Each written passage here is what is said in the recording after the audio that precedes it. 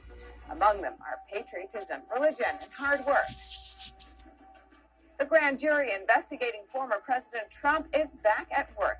Meanwhile, new national polls show Trump enjoying strong leads for the 2024 Republican primary. And a clash between women's rights activists and trans activists in New Zealand. The event speaker is doused in tomato juice and other acts of violence caught on camera.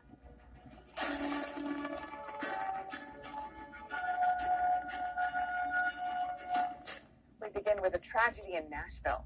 At least 3 children and 3 adults were killed after a shooter opened fire at a private grade school this morning.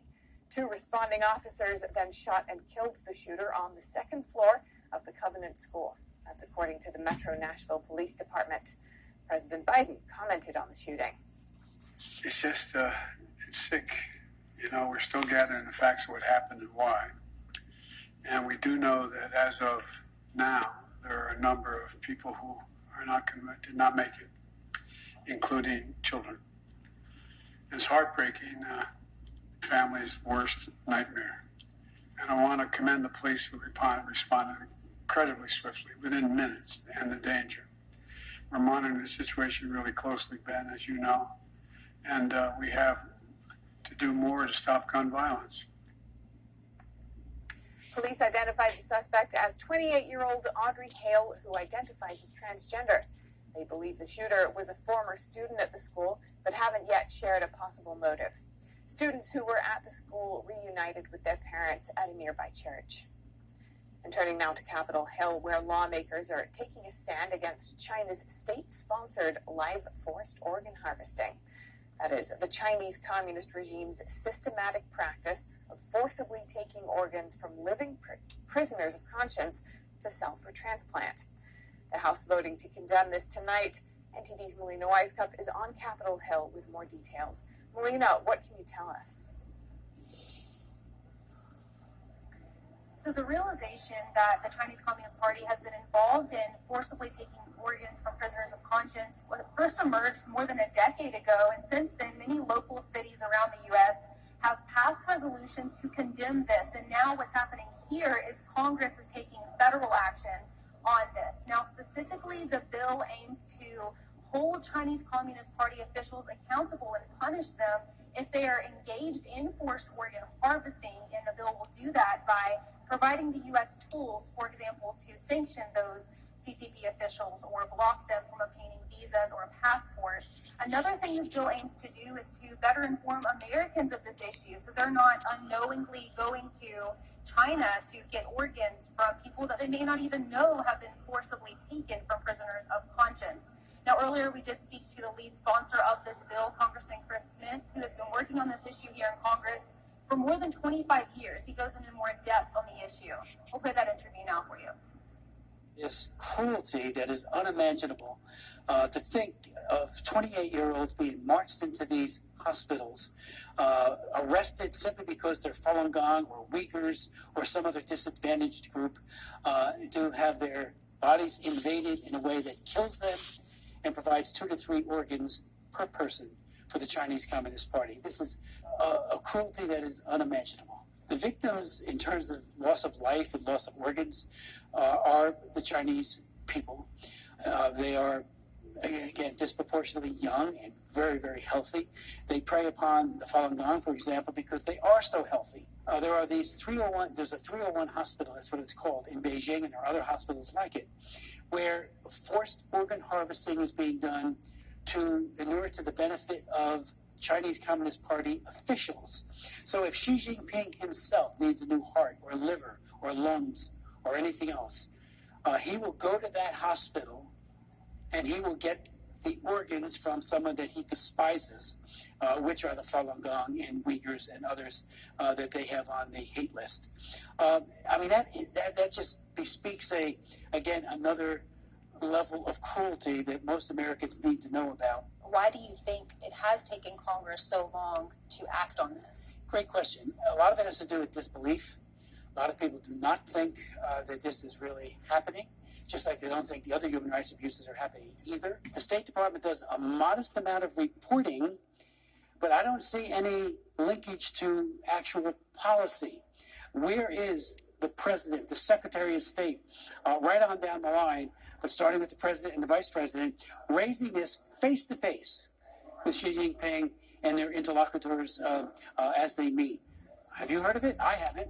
And it's about time it was front and center, and because it is also a tip of the iceberg of all the other abuse that goes on each and every day in prisons, especially the use and the pervasive use of torture. Thank you, Congressman. Thank you so much. Now, this bill did gain support from Republicans and Democrats.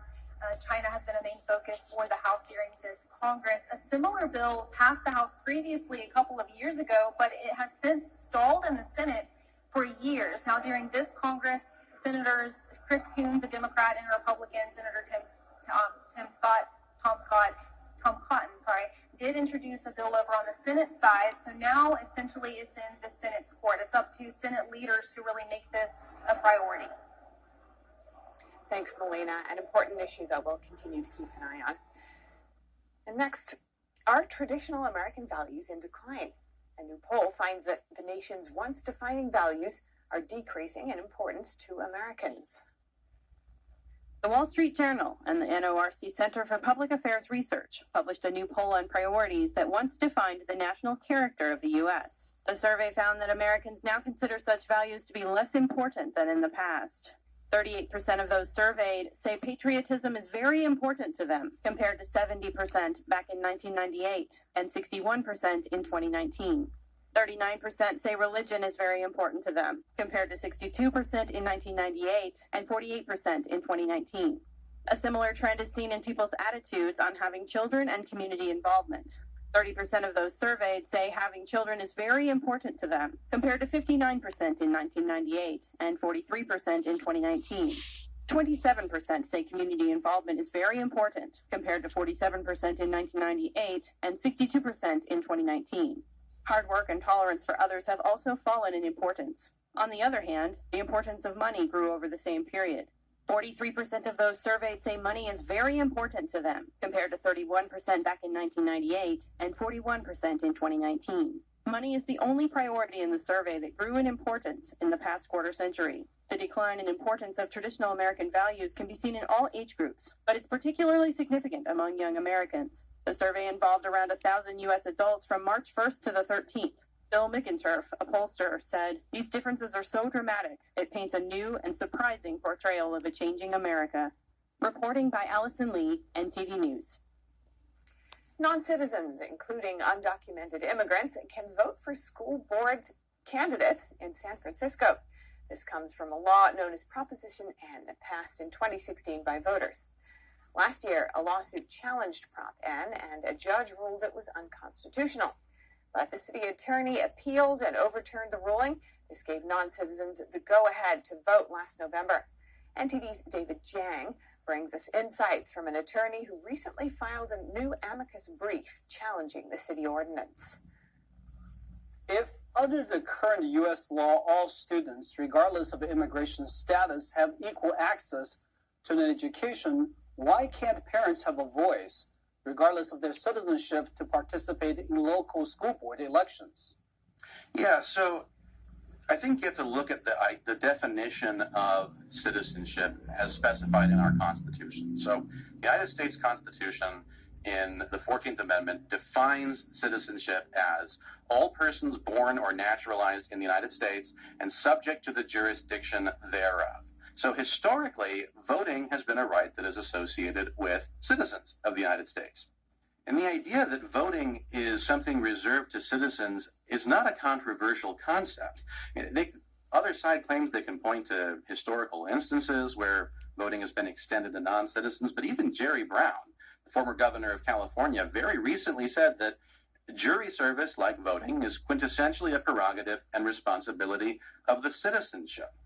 This was not a controversial statement when he said it, and it shouldn't be controversial now.